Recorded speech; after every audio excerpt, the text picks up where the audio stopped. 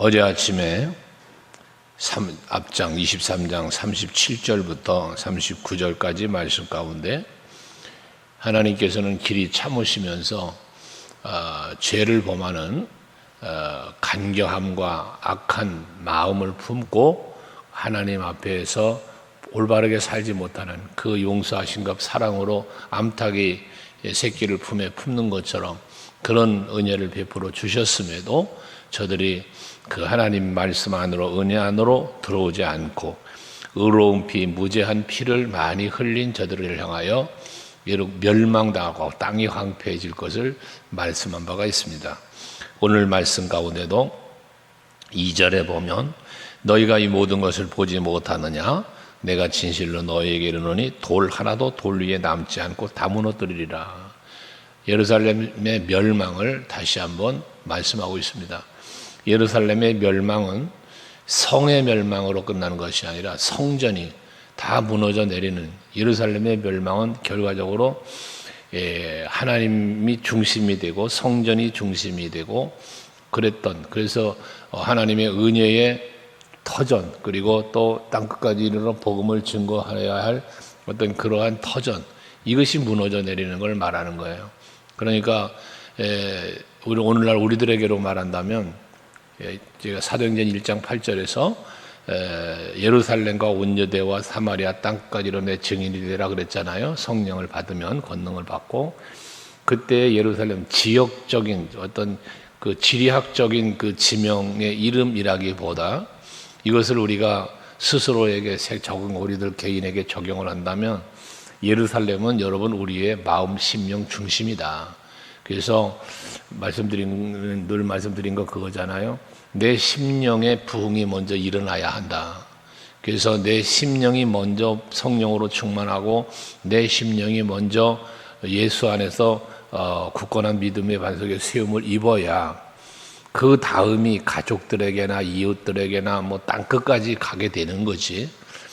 내 심령이 무너져 버리면 어디 땅끝 가겠습니까? 땅끝은커녕 가정 안에서조차도 본이 되지 못하고 회사를 가도 직장에서도 이웃들 간의 관계에도 올바른 삶을 못 사는 거잖아요. 그러니까 예루살렘의 멸망이라고 하는 오늘의 멸망도 여러분 우리들의 심령 속에서 결국은 뭐 하는 거예요? 하나님이 떠나는 거예요. 예루살렘의 멸망의 핵심은 하나님께 저들이 버림을 받는 거예요. 하나님이 함께 계시는데, 하나님이 보호하고 지켜주시는데 왜 멸망을 당합니까? 거기에는 풍성한 은혜가 있고 하나님의 축복이 있어야죠. 평안이 있어야죠. 이 예루살렘의 멸망의 본질은 하나님께로부터 저들이 버림받는 것이다 라는 말씀입니다. 우리 성도 여러분들도 하나님이 나로부터 떠나는 게 아니라, 내가 하나님에게로부터 돌이키고 떠나는 게 아니라 언제나 하나님이 내 안에 계시고 내가 늘 하나님과 동행하는 삶을 살려고 힘쓰시는 여러분들이 되셔야 하고, 이 기도가 늘 이루어져야 돼요. 하나님이여 내게 임하시옵소서. 성령이여 내게 임하시옵소서. 그래서 나를 다윗의 마음처럼 나를 거룩하게 하시고 정결케 하시고 정한 마음 주시고 정직한 영을 주시고 등등의 기도를 해서 하나님이 내 안에 나와 함께 계시기에 부끄럽지 않고 부족하지 않는 나의 모습을 위하여 늘 기도해야 된다는 것입니다. 예수님의 이 말씀 앞에 제자들은 3절에 보면 조용히 왔다 그랬어요. 감람산에 함께 가셨는데 조용히 찾아와서 묻습니다. 이 일이 언제 일어날까요? 또 어떤 징조, 무슨 징조가 있을까요?를 예수님께 조용히 와서 물었다는 거예요. 이 제자들의 질문은 뭡니까? 예수님이 그동안 저들에게 가르쳐 주었던 가르침을 기억하고, 그렇다면 분명히 이때가 올 것이라는, 멸망의 때가 올 것이라는 사실을 저들은 진지하게 받아들이고 그때가 언제이며 무슨 징조가 있을 것인지가 궁금해진 거죠. 미리 그때를 알고 그 징조를 알면 대처할 수 있을 뭔가를 생각했지 않았겠습니까? 그때의 예수님의 대답인데, 오늘 이 제자들의 이 질문처럼 우리도 늘 깨어서, 사도 베드로가 그러잖아요. 깨어라, 근신하라. 우는 사자가, 마귀가 우는 사자처럼 삼키자를 두루 찾는다 하는 것처럼 늘 깨어있는 심령과 정말 깨어있는 우리들의 중심을 가지고 하나님의 예수의 주 예수의 재림을 기다릴 수 있는, 준비할 수 있는 예수와의 만남을, 하나님의 나라에 들어갔을 때에 그 보좌 앞에 설 우리들의 모습을 늘 생각하면서 언제 오시렵니까? 라는 것을 늘 물어볼 수 있는 여러분들이 되셔야 합니다. 이름이 지금 갑자기 기억이 안 나는데, 아침에 일어나서 창문을 열면 커튼을 걷어주고 창문을 열면서 주여 오늘 오시렵니까? 라면서 주님이 오실 것을 사모하며 기다리며 하루를 준비하는 마음으로 살았던 사람이 있다잖아요. 하루의 모든 일과를 마치고 저녁에 잠자리에 들기 전이면 또 역시 이 밤에 주님이 오시렵니까? 라고 늘 주님께서 지금 오늘 이 아침에 이 밤에 오실 것인가를 늘 그렇게 사모하면서 기도를 했다는 이야기가 있습니다. 여러분들도 늘 주님이 언제 오실지, 오시면 분명히 오늘도 징조를 말씀하심처럼 그 징조를 보여주실 텐데, 그 징조를 보여주실 때에 깨달아 알 수 있는 나의 영성, 이걸 놓고 기도 많이 하시자는 거죠. 예수님의 말씀인 즉슨 이 마지막 때가 되어질 때에 주의하고 또 조심해야 할 것, 그리고 징조에 대한 말씀을 하는데 그 첫 번째가 미혹입니다. 4절에 보면 너희가 사람의 미혹을 받지 않도록 주의를 하라. 언제 주님 오실는지, 무슨 징조가 있을는지에 대한 제자들의 질문의 첫 번째 답이 사람에게 미혹을 받지 않도록 하라, 주의하라는 거예요. 시편 1편 1절에도 말하죠.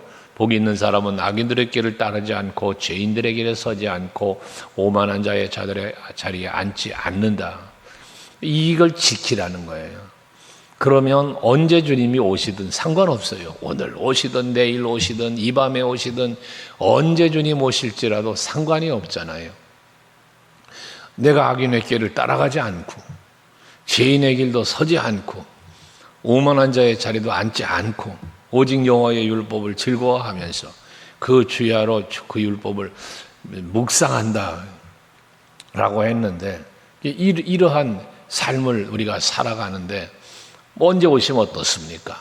주님 오실 때 기쁨으로 맞이할 수 있는 그런 것 아니겠어요? 아까 말한 대로 베드로전서 5장 8절에서도 말하는 것처럼 늘 깨어서 근신하면서 사단 마귀가 우는 사자처럼 삼키자를 두루 찾아도 내가 근신하고 있는데, 내가 깨어 있는데 사자밥이 되지는 않을 거 아니겠습니까? 그러니까 항상 우리가 주님 맞이할 준비, 언제 오실지 무슨 징조가 있을지 이런 것을 생각하면서 우리는 항상 깨어 있는 신앙으로 살아갈 수 있는 것, 미혹받지 않도록 하는 것, 이게 매우 중요하다는 거예요. 그 미혹의 내용을 5절에 보면 뭐랍니까? 많은 사람이 내 이름으로 와서 이르되 나는 그리스도라 하여 많은 사람을 미혹하리라 라고 말씀을 합니다. 많은 사람들이라고 그랬어요. 많은 사람들이 내 이름으로 와서 내가 예수다, 내가 그리스도다 라고 말한다는 거예요. 이단들이죠. 이단들이 나타나서 내가 예수다, 내가 재림 예수다, 뭐 이런 걸 얼마나 많은, 오죽하면 계룡산 대전에 있는 계룡산에 있는 예수만도 뭐 몇 명이 넘는다, 그런 이야기가 우스갯소리처럼 있는 것처럼 이게 그런 거예요. 이 마지막 때가 되면 많은 사람이 내가 예수라고 그런 미혹하는 사람들이 나타난다는 거예요. 그런데 아이러니하게도 예수께서 친히 이런 말씀을 하셨는데도 그러한 것으로 빠져가는 사람들이 있다는 거예요. 왜? 미혹받지 않도록 하라고 하는데 미혹받았다는 거잖아요. 왜 미혹받습니까? 앞에서 말한 대로 깨어있지 못하니까 넘어가는 거예요. 여러분들에게도 많은 미혹이 있을 것입니다. 여러분들에게도 많은 사람들이, 때로는 여기 사람을 얘기했죠. 뒤에 환경들도 나오지만 여러 가지 상황들이 여러분들의 마음을 예수에게로부터 빼앗으려고, 돌이키게 만들려고 다양한 미혹이 있을 수 있습니다. 그 미혹에 넘어가지 않는 여러분들이 될 수 있어야 한다는 겁니다. 그러면서 6절에 보면 난리와 난리의 소문을 듣겠으나 그랬습니다. 전쟁이 일어난다는 거예요. 두려워하지 마라. 아직 끝이 아니야. 전쟁의 소식이 들릴 거야. 하지만 그 전쟁의 소식이 들리고 전쟁들이 저쪽 여러 곳에서 일어나게 될 때, 하지만 삼가 두려워하지 말아라. 이런 일이 있어야 하긴 하지만 아직 끝은 아니다라고 말하죠. 그러니까 마지막 때가 되어지면 전쟁의 소식이 많이 들린다는 거예요. 하지만 전쟁이 끝이 아니라는 사실이에요. 이게 뭐예요? 더 다른 징조들도 계속 이어질 것이라는 것이죠. 뭐 지금도 우리 현 시대에도 지금 뭐 전쟁이 있잖아요. 러시아와 우크라이나가 지금 전쟁하고 있지만 사실 뭐 러시아와 우크라이나만 전쟁하는 겁니까? 우리나라도 지금 휴전이에요. 전쟁 중에 있는 나라입니다. 그러니까 이런 전쟁들이 처처에서 있다는 거예요. 각처에서. 이런 일들이 수없이 소말리아 같은 데는 내전이지만 그 내전이라는 전쟁이 일어나고 있는 거 아니에요. 시리아와 이스라엘 국경에서는 수없이 미사일을 쏴대며 지금도 계속 그런 일들이 벌어지고 있는 것들이죠. 이런 소식이 여기저기서 들릴 수 있다는 거예요. 하지만 끝은 아직 아니다. 그러면서 또 7절에 보면 민족이 민족을 나라가 나라를 대적하여 일어나겠고 전쟁이죠. 이게 다 이게 민족이 민족을 내전이에요. 이게 민족이 민족을 내전. 우리나라도 동족이잖아요. 남과 북한이 사실상. 이런 내전이에요. 이런 것들이 다. 그리고 나라가 나라를 대적한다. 이 나라와 나라 관계 속에서 전쟁까지도 일어난다는 거 아니에요? 그리고 곳곳에 기근과 지진이 있으리니 이건 뭐 계속해서 일어나는 일들이죠. 이번에도 뭐 모로코에서 큰 지진이 일어나서 엄청난 피해가 일어났다고 하는데 그래도 그중 다행인 것은 그 지역에 우리 한인 선교사님이 한 가정이 있었답니다. 한 가정에. 그래도 아무 이상 없이 하나님이 잘 지켜주셔서 큰 피해는 없다고 어제도 이야기를 들었는데 여러분들 이런 일들이 벌어지는 거예요. 그러니까 그냥 우리가 살다 보면 듣는 소식들이잖아요. 어디 전쟁 났대, 어디 지진이 일어났대, 어디 뭐 아프리카나 어디 이런 지역에 또 어려움이 있대. 이런 이야기는 수없이 듣는 이야기들이죠. 근데 이런 이야기를 들을 때, 이런 소식을 들을 때에 그랬나 보다 하고 끝나지 말고 주님 오실 날이 다가오고 있구나. 이제 임박한 주님의 날을 준비하며 살아야 되겠구나. 이런 마음을 항상 우리는 그런 소식을 들을 때에 그런 마음을 가져야 되는 거란 말이에요. 이게 하나님께서 우리에게 뭐 한다는 거예요? 무슨 징조를 물을 때 그 징조를 지금 예수님 말씀하는 거니까 이런 징조라는 거는 사전에 알려주는 거잖아요. 경고하시는 거잖아요. 이걸 보면서 우리는 뭐예요? 주님이 곧 오시겠구나를 깨달으라는 거죠. 기억하라는 거죠. 이거 모든 것이 재난의 시작이다 그랬어요. 재난의 시작이니까 앞에 뭐라 해서 예루살렘 멸망을 선포하셨잖아요. 황폐하게 되고 망할 것을. 그 망하는 마지막 때가 되어지는 재난의 시작점이라는 거예요. 기근도 전쟁도 지진도 이게 재난의 시작. 이 시작이라는 게 뭐예요? 이제 이 마지막 때가 다가오고 있다는 경고가 시작된 심판이 시작이 되어지고 있다는 얘기잖아요. 그들은 심판을 이미 받기를 시작했다는 이야기로 들어도 되는 것이죠. 그러니까 우리는 이런 경각심을 가져야 될 것을 말씀하는 거예요. 그러면서 또 그때에라고 말하죠. 이게 재난이 시작되는 이때가 되면 또 일어나는 일들이에요. 9절에 보면 사람이 너희를 환난에 넘겨주겠으며 너희를 죽이리니 너희가 내 이름 때문에 모든 민족에게 미움을 받으리라 그랬습니다. 여기 중요한 건 뭐냐면 너희가 내 이름 때문에 이라고 말씀하고 있어요. 내 이름 때문에 모든 민족에게 미움을 받는다. 여러분 예수의 이름 때문이라는 말은 다른 말로 바꾸면 뭡니까? 믿음 때문에요. 내가 예수를 믿고 내가 그 이름을 예수의 이름을 의지하며 살 때 당하는 고통을 말하는 것이거든요. 여러분 이 시대를 여러분 어떻게 보십니까? 우리나라는 신앙생활하는 거 아무 부담 없이 믿을 수 있다. 이런 생각을 할 수도 있는데요. 착각입니다. 여러분 우리가 지금 살고 있는 시대는요. 매를 맞고 감옥에 갇히고 죽임을 당하는 초대교회의 시대보다 사실상 더 힘들고 더 어려운 시대를 우리가 살고 있는 거예요. 육체적으로 매를 맞고 육체적으로 감옥에 갇히고 육체적으로 죽임을 당하는 이러한 환난, 이러한 박해 있죠. 그러나 오늘 우리들은 어떤 박해를 받고 있는지 아십니까? 어떤 공격을 받고 있는지 아십니까? 앞에 말한 대로잖아요. 미혹이라고 하는 거예요. 그러니까 마지막 심판의 때는 이 미혹 때문에 넘어지는 건데, 지금 우리가 얼마나 세상 것에 미혹을 이미 우리에게 넘쳐나잖아요. 세상이 주는 평안, 세상이 주는 쾌락, 안일함. 여러분, 이런 것들에 의해서 우리 신앙들이 무너져 내리는 거야. 우리들의 마음을 빼앗고 우리들의 시선을 빼앗고 우리들의 발걸음을 이끌어가는 것들, 이게 전부 세상 미혹이지 않습니까? 여기에 아무런 힘이 없이, 대처 없이, 아무 생각 없이 그냥 끌려가는 거예요. 어제도 지금 이 시대에 일어나고 있는 다음 세대에 대해서 제가 여러분들에게 다음 세대 얘기 많이 하잖아요. 근데 다음 세대가 없어요. 다음 세대가. 여러분, 지금 뉴스 보도라든지 시대의 흐름 속에서 주고받는 대화가 뭡니까? MZ시대, MZ시대. 여러분, 이게 뭘 말하는 겁니까? 이 다음 세대를 말하는 게 아니에요.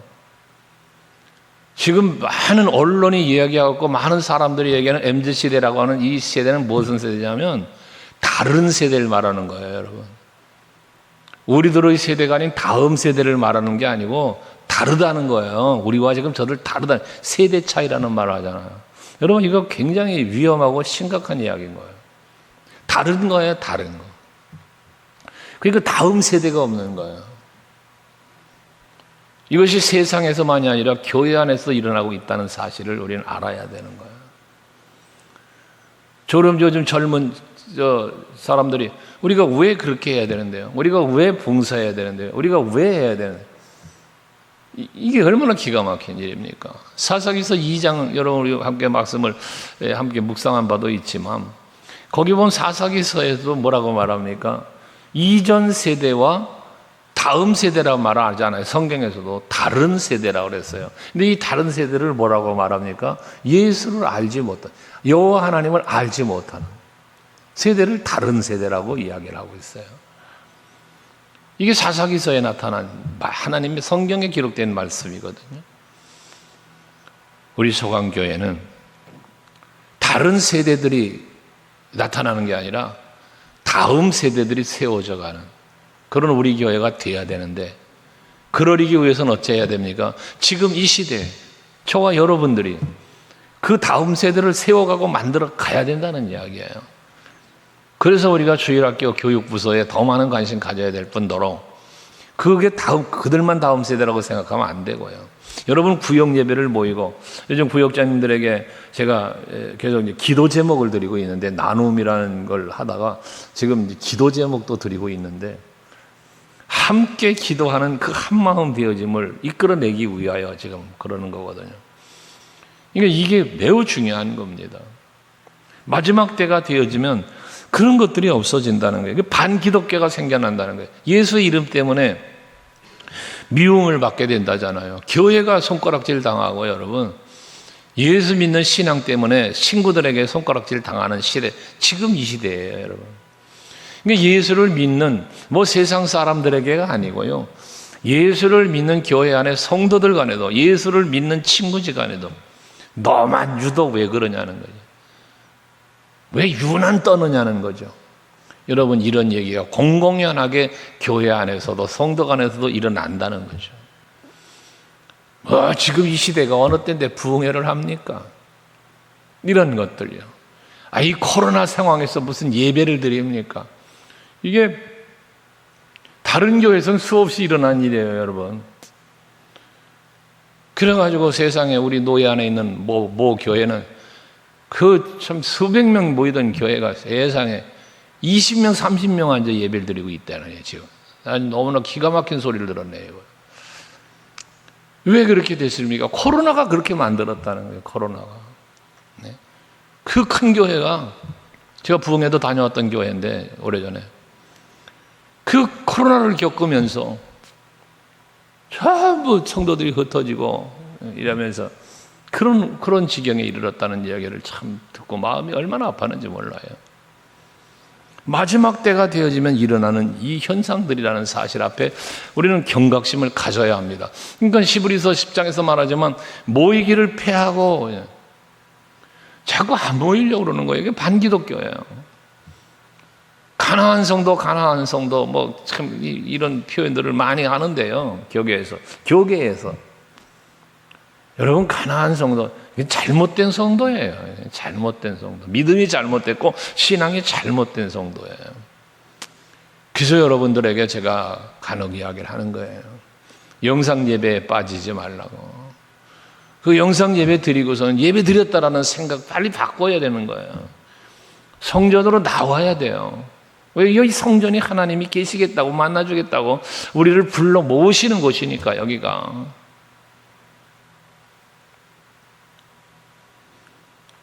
하나님 앞에 우리는 마음가짐, 몸가짐 모든 것들이 늘 말씀드렸잖아, 지난 주일날도.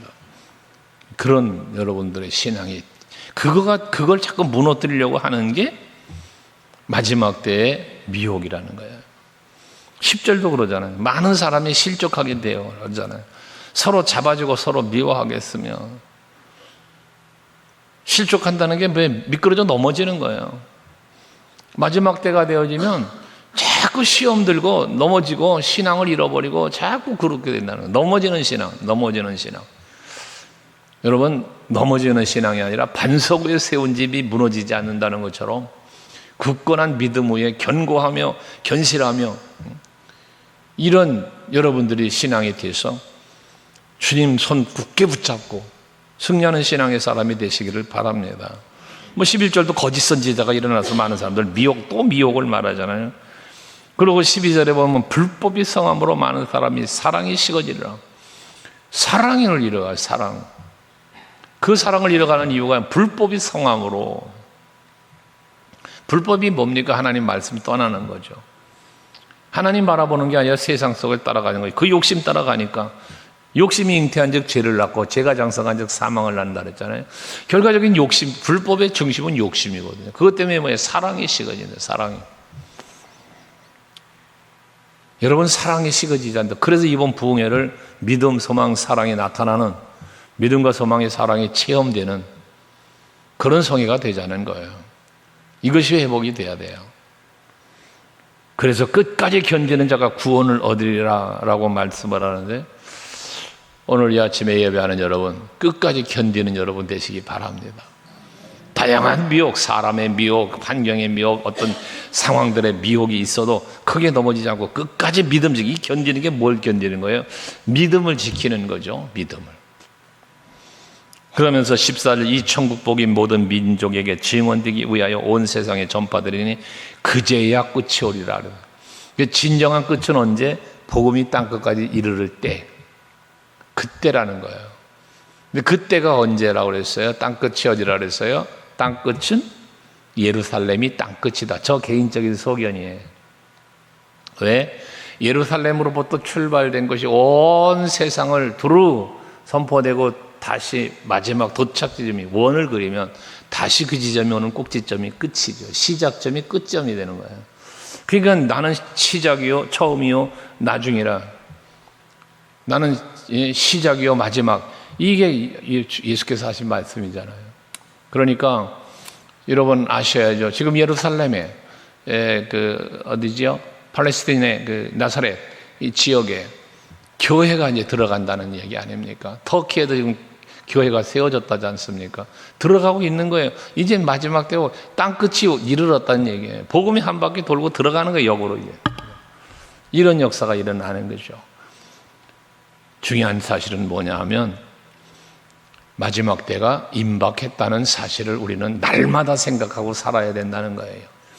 이 땅, 이 세상에서 아직도 영원한, 아직도 많은 날을 살 것이라고 하는 이 땅의 미래를 꿈꾸지 말고 하나님의 나라를 바라보며 살아갈 수 있는 여러분 모두가 되실 수 있기를 바랍니다. 기도하시겠습니다.